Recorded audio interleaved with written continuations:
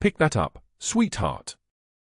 That was what Dr. Sterling said 3 weeks before the explosion.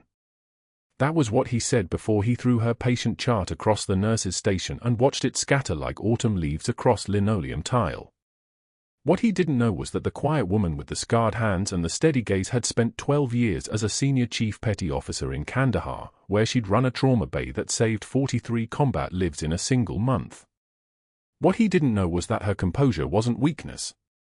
It was muscle memory. The kind that doesn't fade. What he absolutely didn't know was that her meticulous charting had already caught him. 3 weeks. That's how long Katie Rodriguez had been moving through Oak Creek Memorial like a shadow at dusk, present but unremarkable, necessary but unmissed. The other nurses had warned her about Dr. Sterling on her first shift. He runs this ER like his personal kingdom, a woman named Delaney had said, stirring lukewarm coffee in the break room while rain hammered against the windows outside. Be invisible. That's the survival strategy.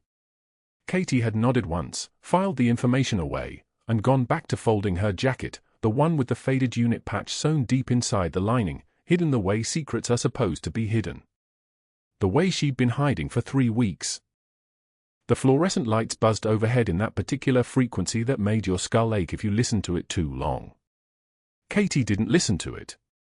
She'd learned in Kandahar that you could control what your mind processed if you controlled your breathing, and she controlled her breathing like a metronome, like a surgeon, like someone who'd held a femoral artery together with gloved hands while rounds landed on the FOB perimeter 60 meters away.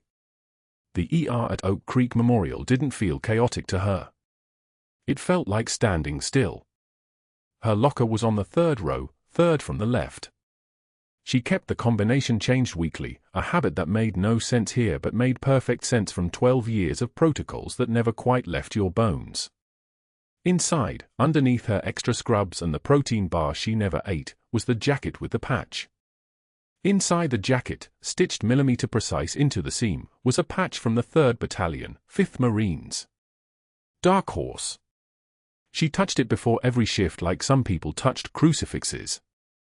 Not a prayer. An acknowledgement. A reminder that she'd been someone else once, and that person had mattered.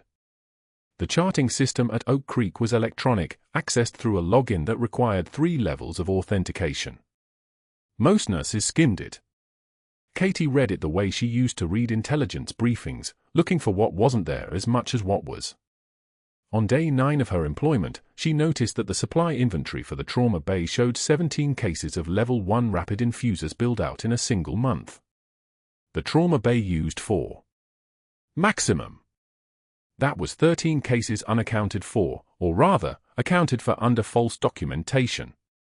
She flagged it, noting the discrepancy in her own detailed notes. 2 days later, she noticed the same pattern with hemostatic gauze, more than 300% higher usage billing than actual consumption suggested. She mentioned neither observation to anyone. She simply documented them. Precisely. With dates and times and quantities that would stand up in any audit, in any courtroom, under any deposition. Her hands moved across the keyboard with the same precision they'd once moved across a surgical tray. Steady. Mechanical. True. Dr. Sterling had first noticed her on day 4, standing at the medication station with a patient chart open, reading a medication order that another attending had written in handwriting that looked like seismic activity on a polygraph. The order was for 8 milligrams of morphine 4. The patient was a 73-year-old with a history of respiratory depression and a documented allergy to opioids listed in 3 different places in the system. Most nurses would have administered it. Most nurses didn't read that carefully. Most nurses didn't have Katie's muscle memory for catching the things that killed people. She had caught it. She had walked the chart to the attending, a man named Morrison who'd been rushing between trauma bays, and pointed to the allergy designation with her index finger. This order, she'd said, her voice barely above the ambient noise of the ER. It conflicts. Morrison had looked, had cursed quietly, had changed it. A simple catch. The kind of thing that saved lives without fanfare, without credit, without anyone even knowing they'd nearly died. Dr. Sterling had watched this interaction from the nurse's station. He'd watched her hands move with mechanical precision. He'd watched her face remain absolutely still when Morrison thanked her, when the crisis passed, when the patient lived. What he noticed was that this new nurse, the quiet one nobody talked to, the one who never sat in the break room, the one who kept her locker combination changed, was attentive in a way that most people weren't. What he didn't notice was that her attention was already tearing into the financial structure he'd spent for years building. The kickback arrangement with Meridian Medical Supply had started simple enough. They overbilled Oak Creek for inventory that never materialized. The hospital's accounting department was busy enough that nobody caught it. Sterling, as chief of emergency medicine, had the authority to sign off on supply orders without secondary review, a policy designed to keep the ER functioning during crises, not designed to be exploited by a man whose father-in-law owned a luxury car dealership in La Jolla and who was currently financing a second mortgage on a 4,200-square-foot colonial on Torrey Pines Road. The arrangement paid him somewhere in the neighborhood of $200,000 annually in kickback payments funneled through shell corporations and cryptocurrency wallets. It was profitable. It was elegant. It was utterly dependent on nobody looking closely at the numbers. Katie had started looking on day 9.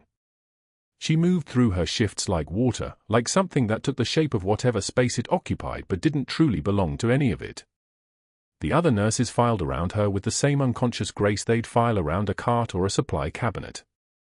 She organized her patient charts in chronological order and cross-referenced them against the supply inventory system. She created spreadsheets in her head. She'd learned to do that in Kandahar, where you didn't always have time to write things down, where information had to exist in your memory pristine and intact. She documented everything. The date. The time. The patient ID numbers. The supply order dates and quantities. The suspicious patterns. All of it in her detailed notes, all of it flagged in the system, all of it sitting there like a time bomb on a timer only she could read. On day 18, Dr. Sterling had walked past her station while she was updating a patient chart. He'd glanced at the screen. He'd seen the level of detail she was committing to documentation. Her notes ran 3 times longer than standard charting protocols required. She was documenting not just what she observed but why she observed it, how she verified it, what baseline she was comparing it against. It was the charting of someone who knew that someday, someone might ask her to defend every single word of it under oath. Sterling had felt something cold move through his chest. Competent charting wasn't unusual. Paranoid charting was. Defensive charting was. The kind of charting that looked like it was being done by someone who expected to have to prove something someday. He'd watched her for another moment, then moved on, but the cold thing stayed. On day 21, he'd accessed the flagged cases she'd reported. 2 incidents. Both documented down to the minute. Both showing supply orders that didn't match consumption. Both sitting in the audit queue, waiting. The next step would be automatic escalation to the hospital's chief financial officer. The step after that would be notification to the billing compliance department. The step after that would involve federal review, because Medicare billing fraud carries minimum sentences and the kind of attention from 3-letter agencies that destroys careers.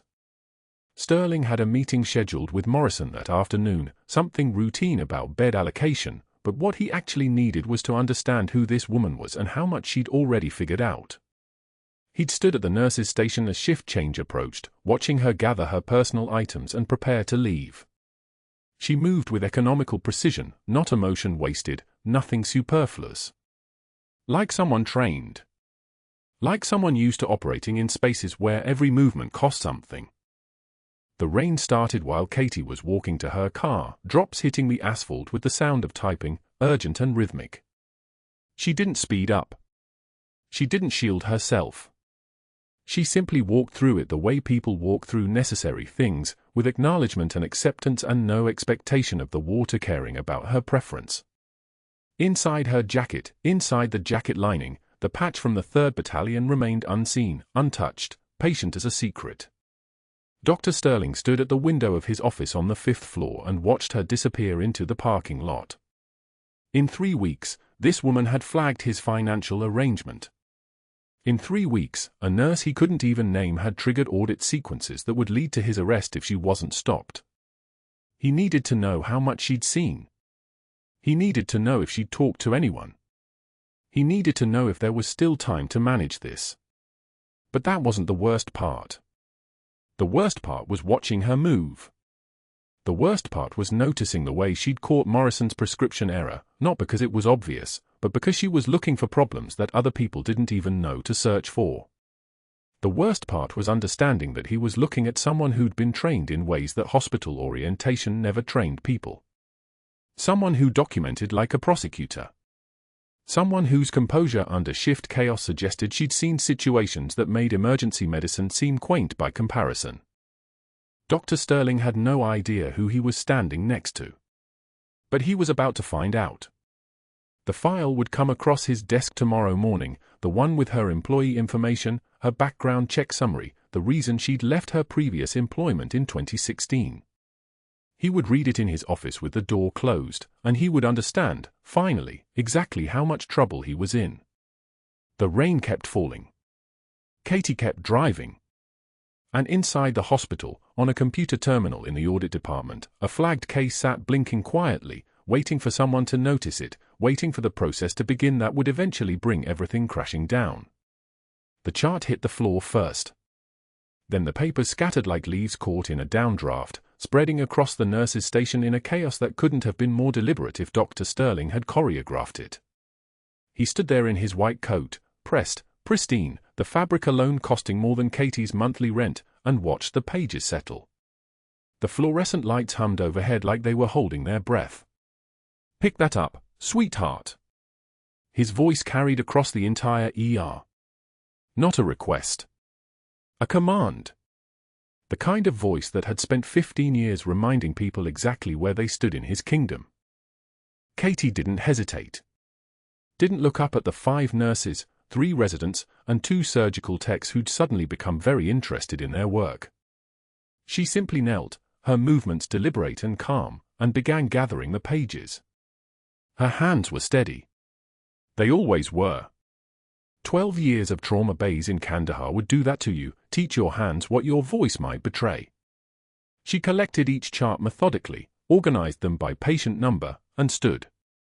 One tear escaped. Just one. It traced a line down her cheek as she met Sterling's eyes. She didn't blink.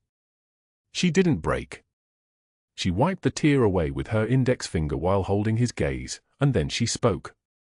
Her voice dropped an octave, and something in it cut through the ER like a scalpel through scar tissue. "I've cleaned up worse messes than this, doctor." The words hung in the air between them, not a defense, but a statement of fact. Sterling's jaw tightened. He'd expected submission. He'd expected tears followed by resignation, followed by Katie turning in her notice by end of shift. What he got instead was something that made his eyes narrow. She wasn't broken. She wasn't even bent. The room had gone so quiet you could hear the ventilator in Trauma Bay 2 wheeze its mechanical rhythm through the walls. Sterling turned and walked away, but Katie saw the calculation in his eyes. He was recalibrating. This wasn't over. It was just beginning. 2 days later, the cafeteria. Fluorescent lights casting everything in that yellowish institutional glow. Katie was carrying her tray, turkey sandwich, apple, coffee she'd made herself because the break room coffee tasted like burnt rubber and broken promises. Sterling was holding court at a table near the windows, surrounded by the residents who orbited him like planets with no choice in their trajectory. He saw her coming from across the room. $20 says our little mouse quits by Friday. He said it loud enough for half the cafeteria to hear. Laughter rippled through his crowd. Someone snorted. Someone else shook their head with the kind of smile that meant they'd already decided what they thought about her. She's too soft for real medicine. Doesn't have the stomach for the work. Katie kept walking. Her tray was balanced perfectly in both hands. She'd learned 17 years ago that balance was everything, balance in movement, balance in breathing, balance in the distance you kept between yourself and the people trying to break you. Sterling stood up. He did it smoothly, casually, like he was just going to stretch. Katie saw it coming the way you see a shadow before the thing that casts it. She didn't speed up. She didn't slow down. She maintained her trajectory and her pace. His hand came up and struck the edge of her tray.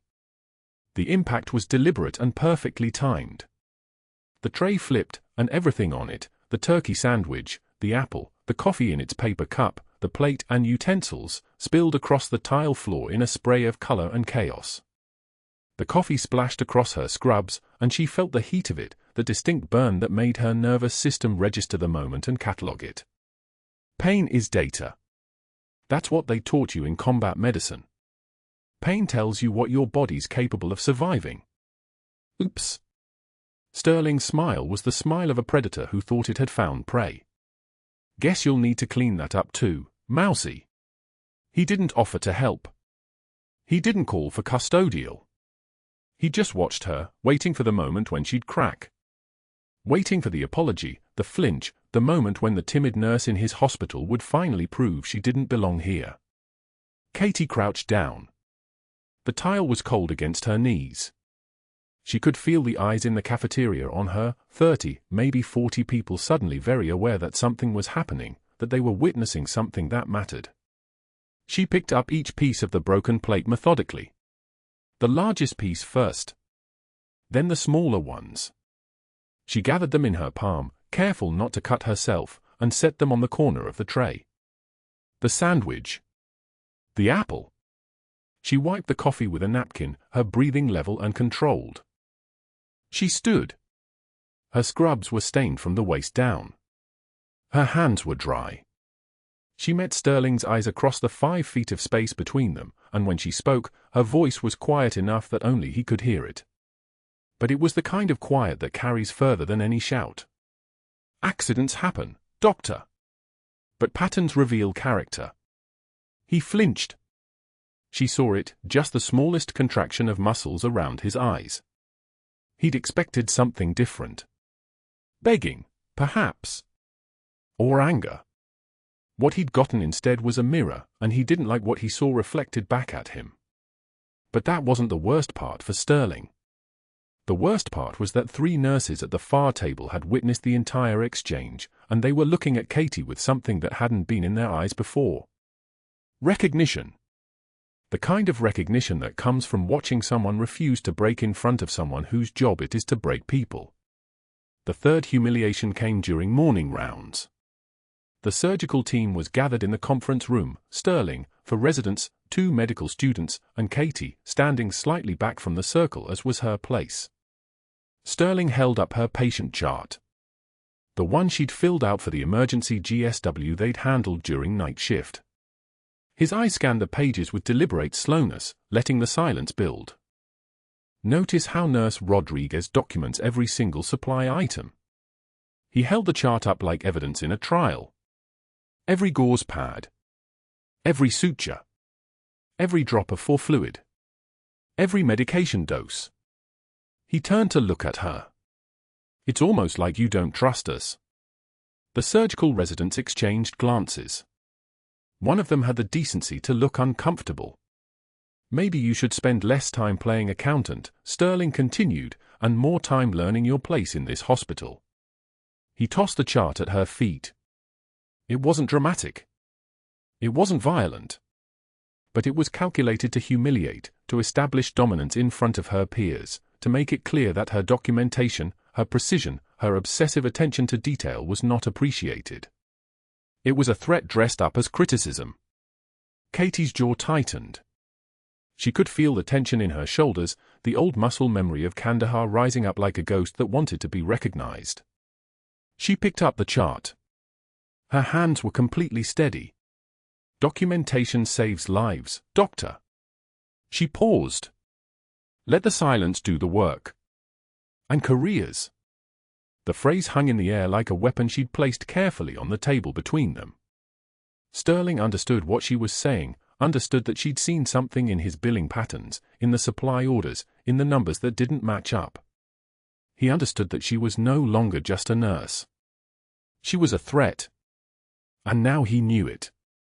That was when the first siren wailed in the distance. Distant at first, then getting closer, the sound growing louder as the ambulance barreled through San Diego traffic toward Oak Creek Memorial. Sterling's face shifted. The morning rounds continued, but something had changed. Katie had changed something with those 5 words, and now the hospital was about to change everything with what came through those ambulance bay doors. The radio crackled in the nurse's station, trauma alert incoming. Multiple gunshot wounds. ETA for minutes.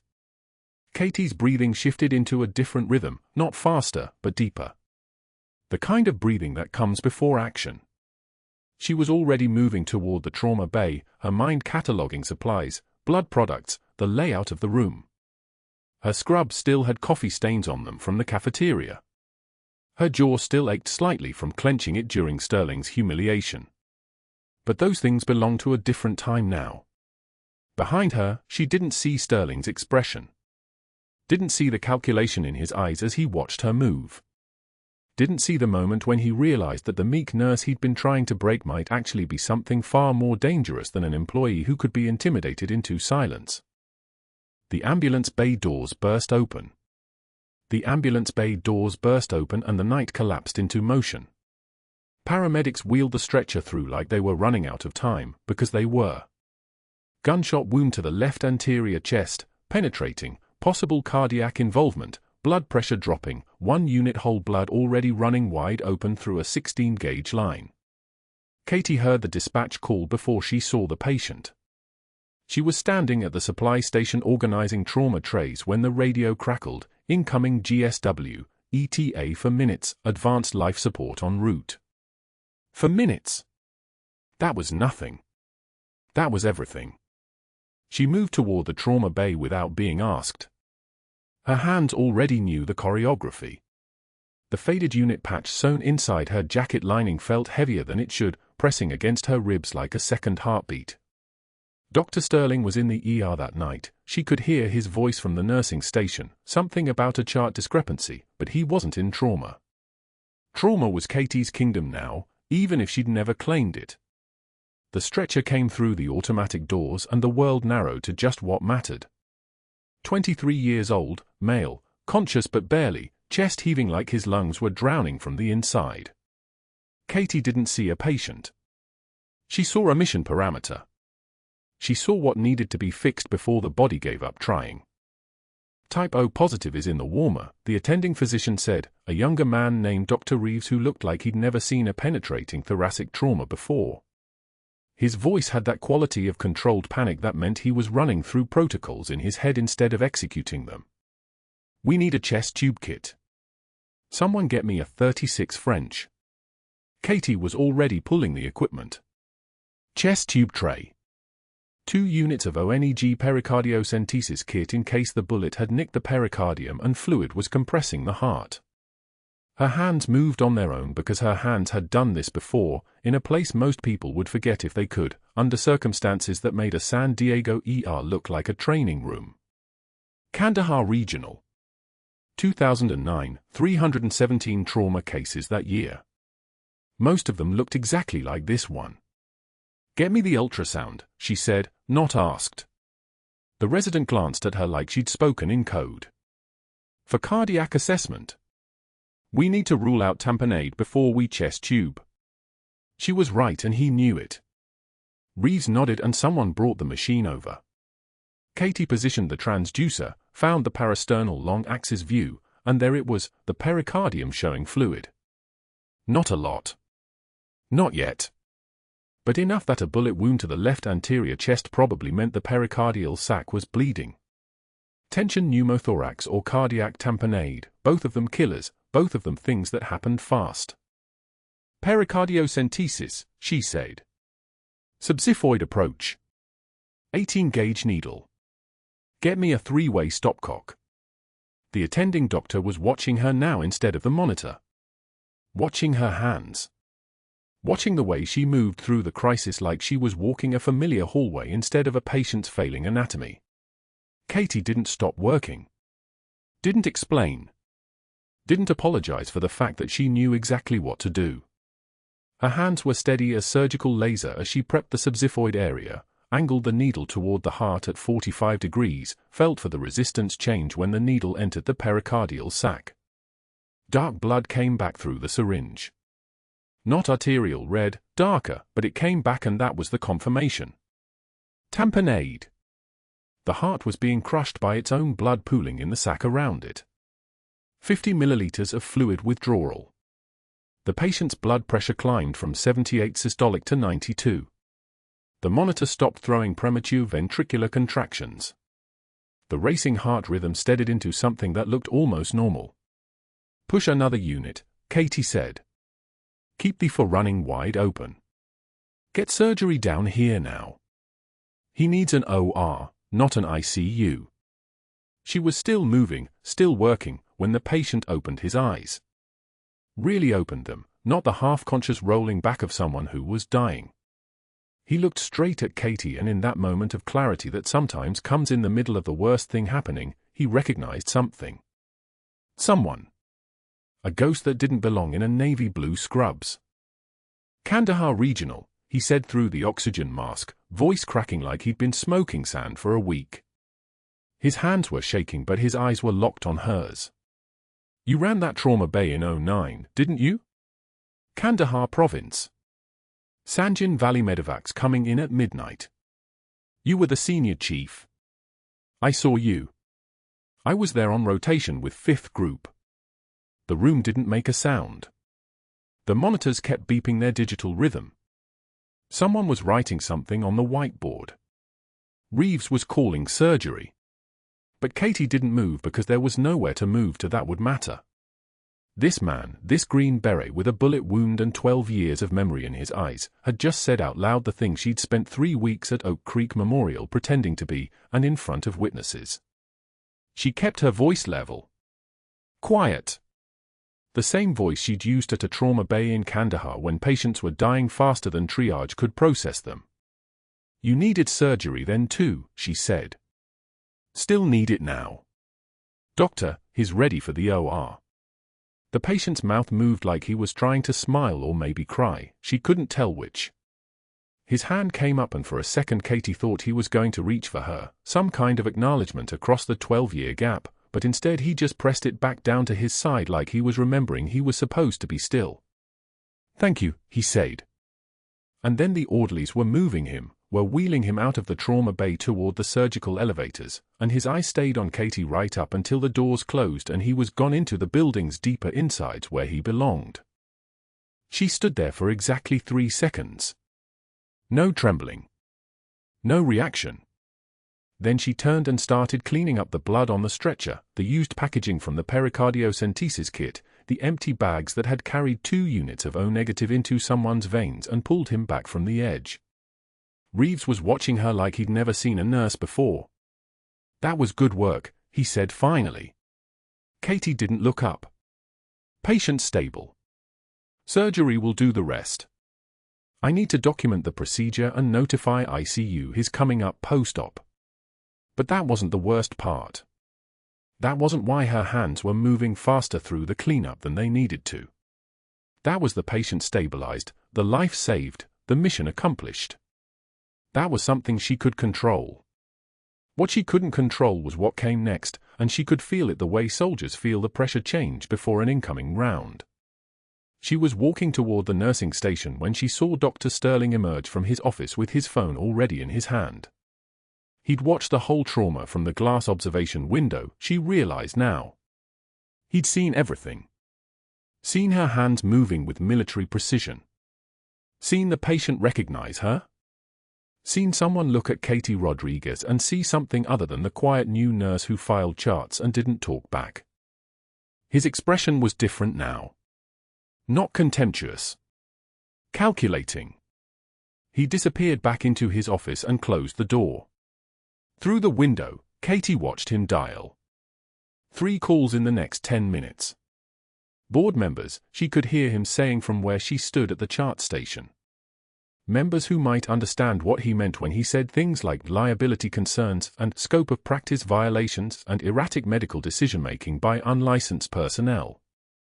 His voice was calm, professional, the voice of a man who wasn't panicking but problem-solving. The voice of a man who'd just realized that the meek nurse he'd been trying to break knew exactly who she was, and that knowledge was now a witness standing in his office building. He wasn't trying to humiliate Katie anymore. Now he was trying to bury her.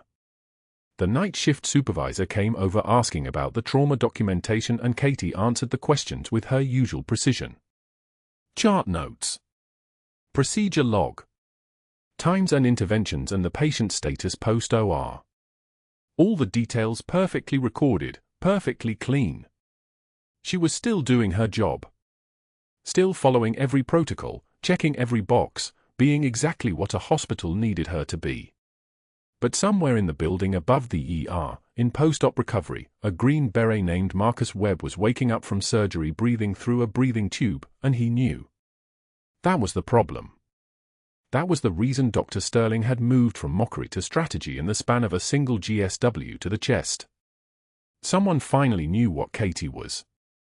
And in an institution built on hierarchy and reputation and the careful management of who got to look important and who didn't, that was something that could not be allowed to stand. The intercom crackled at 2:38 p.m. on a Tuesday. Code blue in the ER waiting room. Katie was charting in pediatrics when the sound hit, not the standard overhead page but the raw edge of panic beneath it. Then the fire alarm screamed. She moved without thinking. 12 years of muscle memory doesn't ask permission. The chart fell from her hands. Her feet were already moving toward the stairs when the first explosion bloomed through the waiting room like a fist punching through tissue paper. The flashbang grenade detonated exactly where it was meant to, chaos first, then precision. Katie hit the stairwell door running. 2 flights down. The smoke rolled out before she reached the ER entrance, thick and grey and tasting of copper and scorched insulation. Armed men moved through the haze in practiced formation. Not random shooters. Coordinated. They wore civilian clothes over tactical vests, rifles slung, moving toward the ICU corridor with a kind of purpose that meant they knew exactly who they'd come for. Katie's hand steadied as her eyes found Marcus Webb's room. The door was closed. The monitor inside beeped its steady rhythm through the chaos.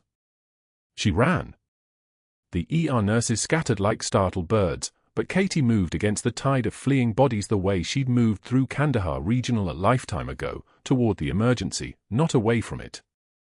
Marcus was still sedated, his chest bandaged, his lungs breathing with the help of a ventilator's mechanical wheeze. 2 ICU nurses were already prepping his room for evacuation. Katie didn't ask.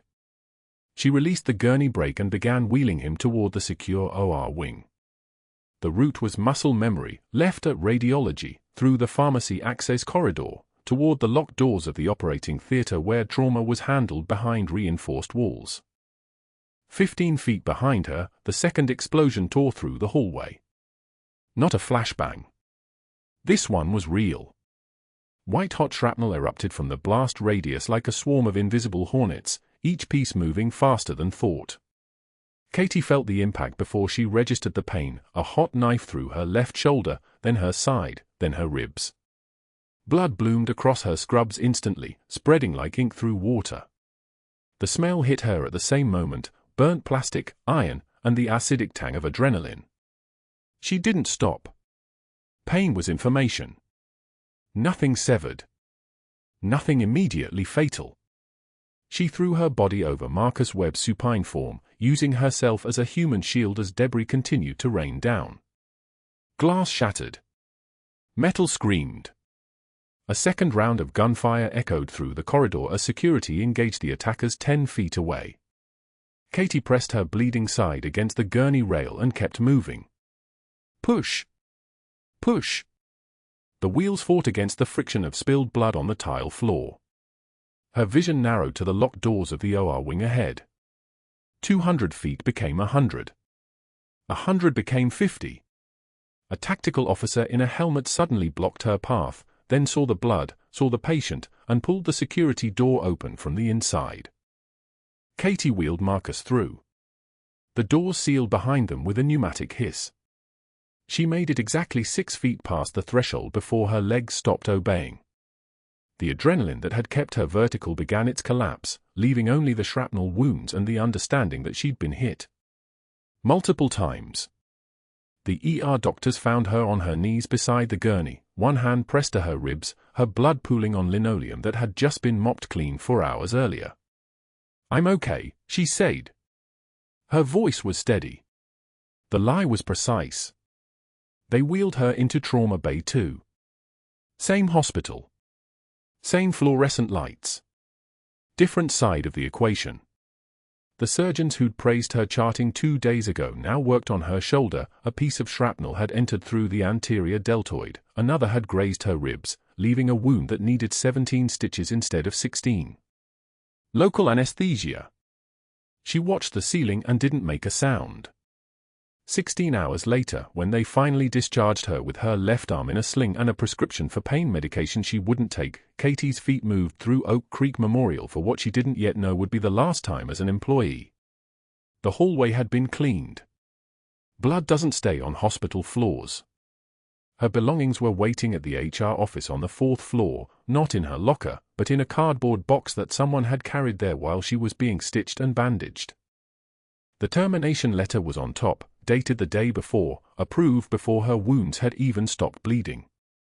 Dr. Sterling had moved fast. She learned from the HR director's carefully neutral expression that he'd called an emergency board meeting while Katie was in post-op. He'd presented evidence of protocol violations. Moving a critical patient without authorization. Failure to follow chain of command procedures. Reckless endangerment. The board had nodded along because Sterling was a specialist, a department head, someone whose voice carried weight in hallways where Katie's voice had been trained to disappear. "He says you endangered the patient's life by moving him without authorization during an active threat," the HR director said, not meeting her eyes. "The board determined that your actions, while well-intentioned, constituted gross misconduct." Katie didn't argue. Arguing required energy she didn't have. The shrapnel wounds burned in her shoulder and side like 2 separate fires. The deeper wound, the one they couldn't see, didn't hurt yet. It would. She took the box. Inside were her badge, 2 coffee mugs someone had given her as a joke, and a photograph of the pediatrics unit staff from her first week. In the photo, Katie stood at the edge of the frame, half smiling, still wearing the mask that had worked for 3 weeks before Sterling decided he wanted her gone and didn't care if she was a hero or a threat, only that she had to disappear. The rain hit her the moment she stepped outside. San Diego rain in October is rare, but when it comes with the weight of certainty. It soaked through her sling. It washed the hospital smell from her hair. It ran in rivulets along the parking lot like it was washing the place away from her skin. Katie sat in her car for 2 hours without starting the engine. Her 14-year-old son found her that evening at the kitchen table. Her discharge papers were spread in front of her. The termination letter. The HR exit interview form she hadn't filled out. Her son's name was David. He was quiet like she was quiet, built like he had steel inside him the way she did. He stood in the kitchen doorway and watched his mother, the woman who'd never cried in front of him, who'd rebuilt herself from ashes once already, with tears running down her face. He didn't ask questions. Instead, he went to the garage. Behind the camping gear, wrapped in the cloth she'd hidden it in for 14 years, was the shadow box. Polished cherry wood. Glass front. Inside were the medals his mother had earned in places his mother would never let him visit. The patches from units he wasn't allowed to ask about.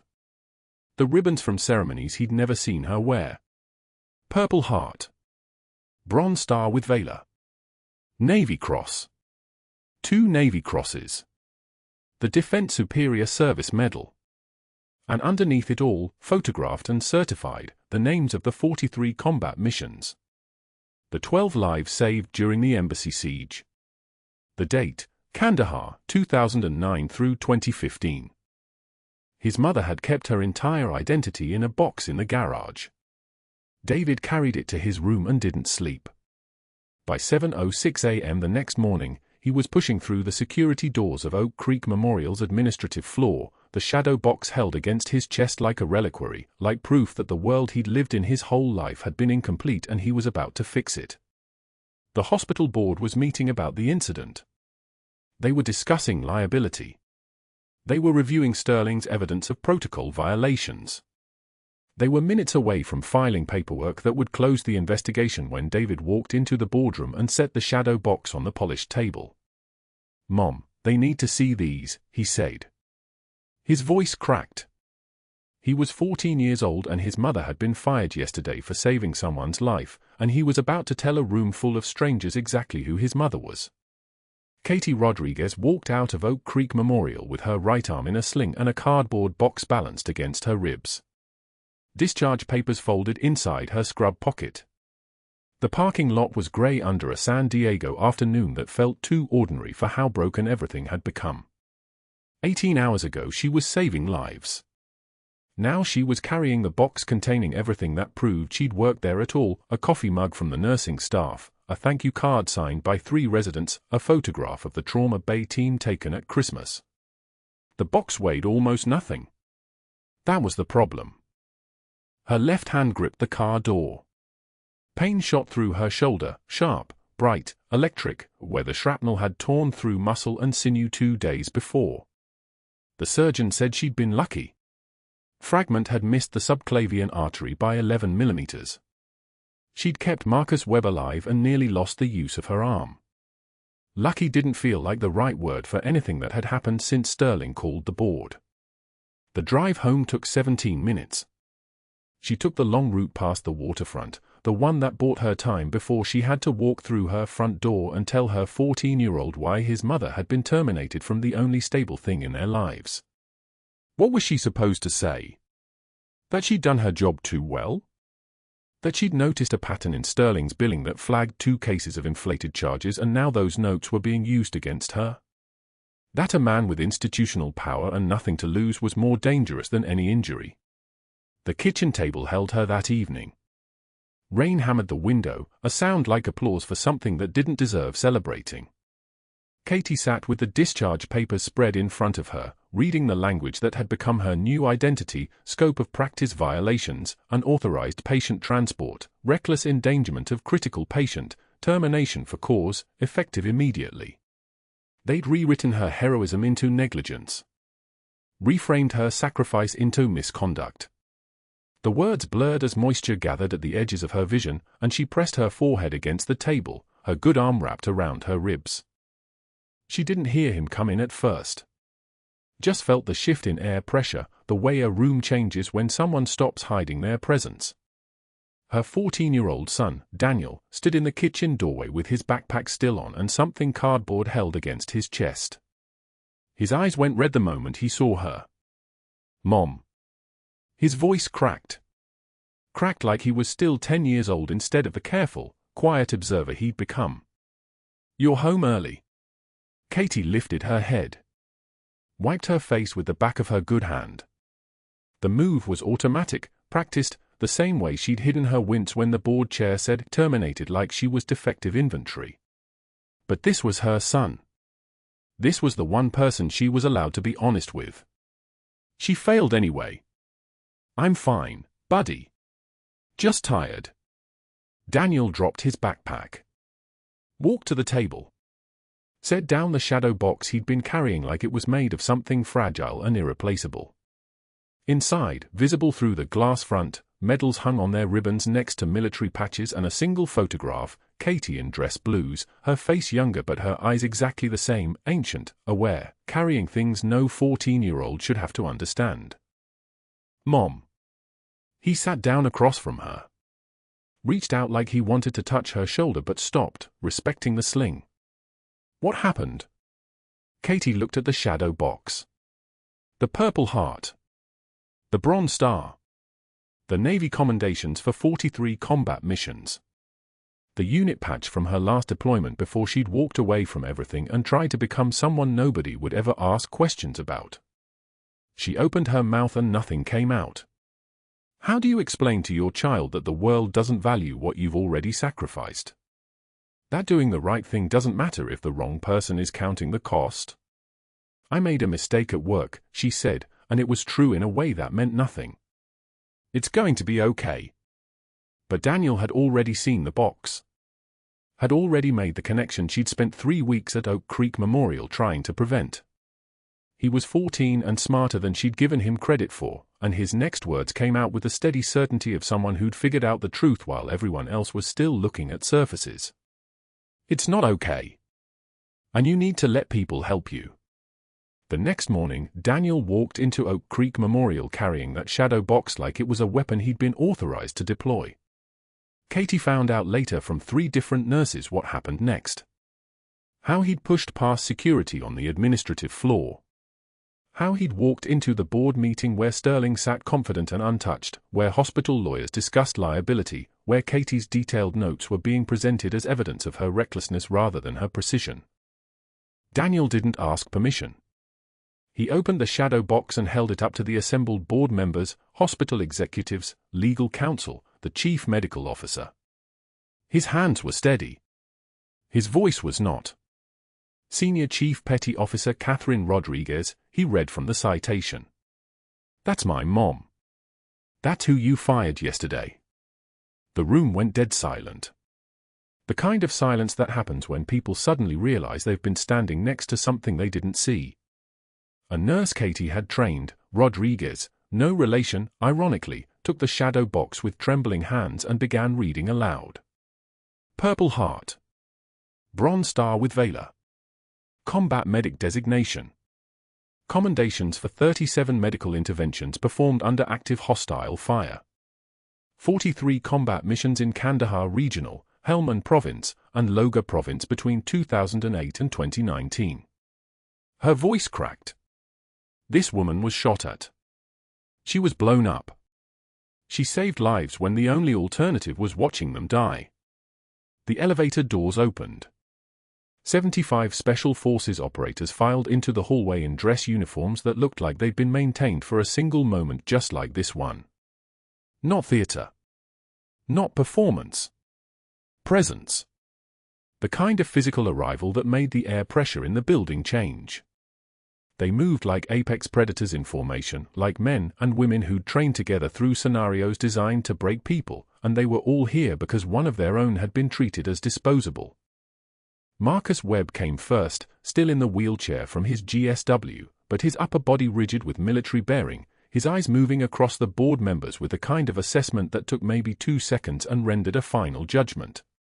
Beside him rolled a SEAL team leader whose name was listed on Katie's commendations as the commanding officer who'd authorized her final deployment extension. His voice, when he spoke, sounded like it was traveling through a gravel quarry. Bronze Star with Valor. He waited. Let that settle. Silver Star. Another pause. Longer this time. 2 Navy Crosses. The words landed like ordnance. The Defense Superior Service Medal. And 2 days ago, this woman took shrapnel meant for Petty Officer Webb. Shrapnel that should have killed her. She kept her body between the attacker and the patient until security arrived. Dr. Sterling tried to stand. Tried to find words. His mouth moved without sound, like a fish discovering it had been removed from water and there was nothing to breathe, no way to survive in this new atmosphere where his power suddenly meant nothing. The FBI agents appeared at the far end of the corridor. 3 of them in suits that looked like they'd been pressed specifically for an arrest. One of them approached Sterling with the kind of professional courtesy that meant it wasn't a request. Dr. James Sterling. We have a warrant for your arrest on 14 counts of healthcare fraud, money laundering, and conspiracy to commit wire fraud. The agent pulled out documentation. We have 18 months of falsified billing records, email correspondence with Northeast Medical Supply showing kickback arrangements, and bank transfers to your personal account totaling $340,000. Sterling's face went the color of old parchment. He opened his mouth. Closed it. Opened it again. This is a misunderstanding. I was protecting the hospital from liability.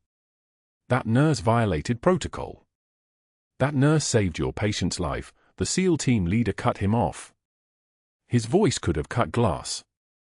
And your fraud would have been discovered 3 weeks ago if she wasn't competent enough to document everything precisely. You fired her because she was going to expose you. The security guard, the same man who'd handed Katie her box of belongings the morning before, walked up to Sterling carrying an identical cardboard box. He set it down on a side table with the kind of deliberate care that turned it into a statement. His expression suggested he'd been waiting months for this moment. I believe you know the way out, Doctor. Sterling was escorted through the hallway by FBI agents. The Special Forces operators stood at attention on both sides, creating a corridor of judgment he had to walk through. Not a word was spoken. Not a single sound except his footsteps and the rain that had followed him from the parking lot, somehow making it all the way inside and hammering against the windows like it was trying to wash him clean and couldn't quite manage it. Katie's reinstatement was approved unanimously. Back pay. Formal written apology.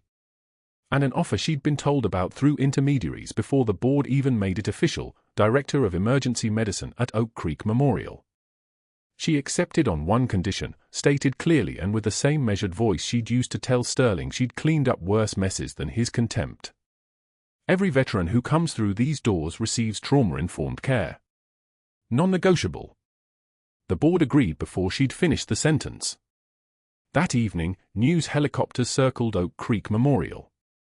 The story was already spreading across local feeds. Decorated combat veteran fired after taking shrapnel to protect patient. Military arrives 75 strong to set record straight. Healthcare fraud unravels. Katie's phone filled with messages from people she'd served with, radio men, medics, pilots, other senior chiefs who'd been wondering for years if she was still alive, still functional, still carrying the weight of decisions made in rooms where the stakes couldn't be higher. 6 months later, Katie Rodriguez walked through Oak Creek Memorial wearing a director's coat. The faded Special Forces unit patch, the one she'd kept sewn inside her jacket lining through every nightmare, every quiet moment of trying to forget, now lived on her lapel where people could actually see it. The emergency department ran with precision that only someone who'd triaged mass casualties under mortar fire could implement.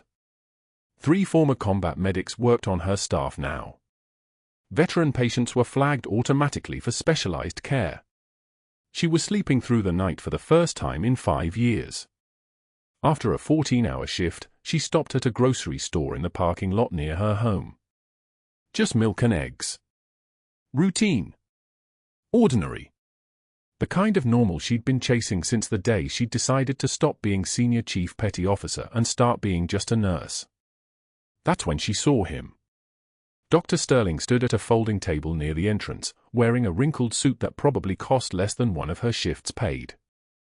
Insurance policies were fanned across the table in front of him like he was trying to convince someone that he still mattered. His medical license was suspended pending trial. His career was a stain on both their permanent records now, but Katie's record was being rewritten by people who understood sacrifice. His was just becoming illegible. Their eyes met across the parking lot. Sterling looked away first. Katie didn't feel triumph. Didn't feel anger or vindication or the kind of closure that movies promised. She felt something cleaner than that, the quiet certainty that accountability finds everyone eventually, and sometimes it just takes longer than justice should allow. She bought her milk and eggs. Paid. Left. At home, Daniel was doing homework at the kitchen table. He looked up when she came in, marked her presence with the kind of attention reserved for people you've decided to protect. Your history teacher called, he said. Wants you to speak to the class about service. Katie set the groceries down. Touched the patch on her lapel, the one that wasn't hidden anymore, the one that lived in daylight now. Its weight felt different. Purposeful. Like it had finally earned the right to be seen. Tell your teacher yes, she said. That night she framed the termination letter, the one that called her a liability, the one that tried to rewrite her as reckless, and hung it beside her shadow box. A reminder that the hardest battles aren't always fought with weapons. That the bravest wars are the ones nobody sees.